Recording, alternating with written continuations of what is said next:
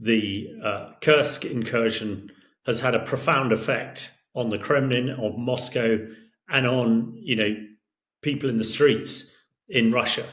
The war is now coming home to them. Even the pundits on the usually very pro-Russian TV shows, very pro-Putin TV shows every night in Moscow and St. Petersburg are questioning Putin's leadership. And he feels that he needs to do some pretty demonstrative things now to try and regain their trust, because they've been fed on a diet of Putin's military brilliance. But Kursk maneuver has really showed up the Russian forces as being fairly inept and a real strike by Ukraine. So I think he is prepared to do anything to try and get back on the front foot. Hamish de Bretton-Gordon, former British Army officer and military analyst. Well, it would appear sometime this morning, UK time, the city of Poltava was hit by some sort of ballistic missiles, creating a huge amount of collateral damage, huge amount of civilian casualties, possibly some military. Information is still coming out, but the latest figures are about 47 people have been killed and up to 200 injured. It would appear two buildings are hit, one a scientific institute, communications institute, I think it's been referred to, and also a hospital. Nobody quite knows exactly who was in there. Russian telegram channels are claiming it was a military target. President Zelensky is saying that it is a civilian target and a hospital. We shall see. But critically, this is a city deep into Ukraine, and it would appear that the missiles, there seem to be two missiles involved here, Iskander missiles. These are long-range ballistic precision missiles fired from probably, they have a range of about 400 miles, so probably 200 miles into Russia. Now, the reason for doing it, Putin has claimed that the Ukrainian people are going to suffer for the Kursk invasion, which has really rattled him and causing him a great deal of concern. And really, it's almost a month since that incursion. Over the last weeks or so, we've seen a real uplift in Russian attacks onto Ukrainian civilian targets, some of it also in response of Ukrainian drone attacks, which have been hitting mainly power infrastructure in Russia, having a profound effect. Petrol in Russia is being rationed, and these things are really starting to hit home. So I think it's a sign of Putin's desperation, but it is a despicable act, and really is a wake-up call for the West to do more and to do better to protect the civilian population in Ukraine, who seem to be the main target of Putin's wrath and his attacks at the moment. It is certainly a lot closer to Kyiv than some of the other main cities that have been hit, like Kharkiv. I think it is more significance of the range of the Iskander missiles that Russia feels confident to be able to attack there. I expect the air defense around Poltava is not quite as comprehensive as some of the other cities. And the Russians and Putin knows that, because the UK and France and the US are not allowing Ukraine to strike into Russia, to the airfields where these missiles are launched from, they have pretty much free rein to do as they like. I think Kyiv is still slightly out of range for these missiles, but certainly the Russians could move the launchers closer to the border, and unless the UK in particular allows Ukraine to use the British Storm Shadow missile, they can probably do it with relative impunity. I think there are a number of things. The Kursk incursion has had a profound effect on the Kremlin, on Moscow, and on people in the streets in Russia. The war is now coming home to them. Even the pundits on the usually very pro-Russian TV shows, very pro-Putin TV shows every night in Moscow and St. Petersburg are questioning Putin's leadership.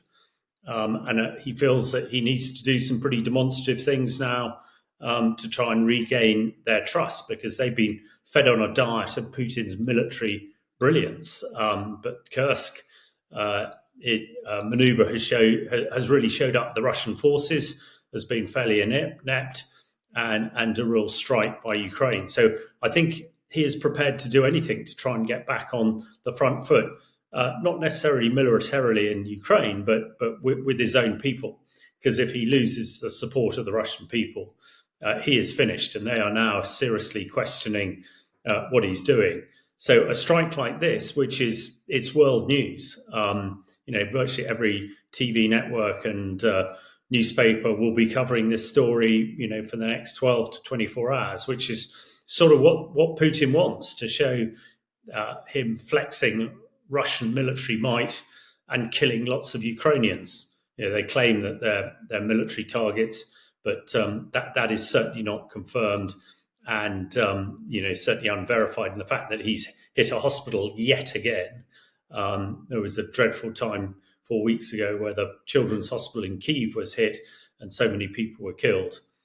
So I think that is the key behind it, and it's really up to the West to react to support Ukraine as they've been asking for, particularly when it comes to long-range precision Western missiles for the last few weeks, to try and prevent these sort of things, because this would be very preventable if Ukraine could hit targets a couple of hundred miles into Russia. I find it incongruous that the US and the UK has not stepped up the support. The UK government seems to be focused on the Middle East at the moment, which, although horrific and things are happening there, philosophically, psychologically, and physically, Ukraine is far closer to this country than the Middle East is. And, the security of this country is very much determined on what happens in Ukraine. So absolutely, you would hope the Allies, led by the US, step up the air defense for Ukraine, and also step up the air defense and the ability to strike forward. They now have F-16 jets, which will help, but they really need to be able to fire the long-range missiles that Britain and France and the US have given them, but without being hamstrung or having their hands tied behind the back, exactly what targets they can hit. Now, this is not something that is constraining Putin. He has no limits on what targets he can hit. This is an unfair contest. So fairity in war, of course, is a complete anathema or chimera. I accept that.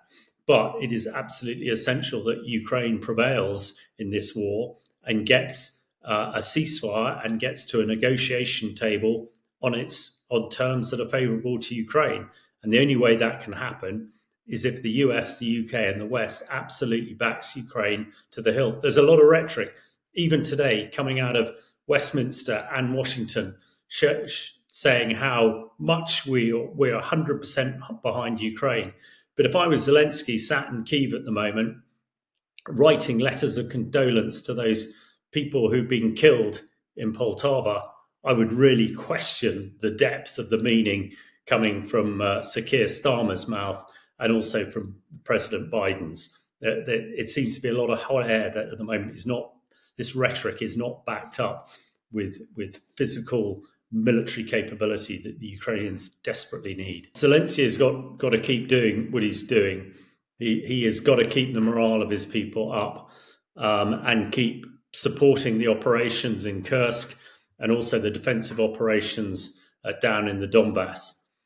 He's got to absolutely hope, and why he should be hoping is ridiculous, that the Allies, in particular the US and the UK and France, absolutely get behind him. I cannot believe that our new Prime Minister and our new government can sit in Westminster after their long summer holiday and watch this terror unfold in cities across Ukraine and not give them everything they require to protect themselves.